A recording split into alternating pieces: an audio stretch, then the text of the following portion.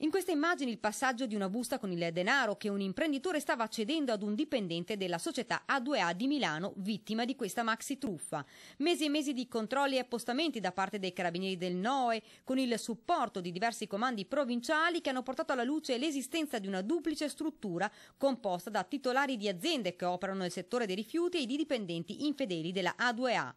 Una vera connivenza. Dietro cospicue somme di denaro gli infedeli garantivano lo smaltimento di un traffico illecito di rifiuti speciali, sansa di olive esauste, segatura contaminata anche da sostanze pericolose, la falsificazione dei formulari di identificazione dei rifiuti e dei certificati di analisi. Circa 50.000 tonnellate di rifiuti, anche pericolosi, sarebbero stati smaltiti nell'impianto termoelettrico di Monfalcone. Se effettivamente lei va a bruciare un qualcosa che contiene delle sostanze pericolose, quelle sostanze pericolose si diffondono nell'aria. Che cosa è stato diffuso, in che quantità, questo non si è in grado di quantificarlo. Si tratta della prima operazione di questo tipo in regione, coordinata dalla Procura Antimafia di Trieste. 2 filoni, il primo relativo al conferimento di quantitativi di rifiuti speciali, la sansa di olive esausta, proveniente dalla Tunisia, illecitamente qualificati con false certificazioni, in modo da poter essere smaltiti a Monfalcone con documentazione falsa. L'altro filone è relativo al fittizi conferimenti di segatura mai avvenuti, seppur regolarmente fatturati,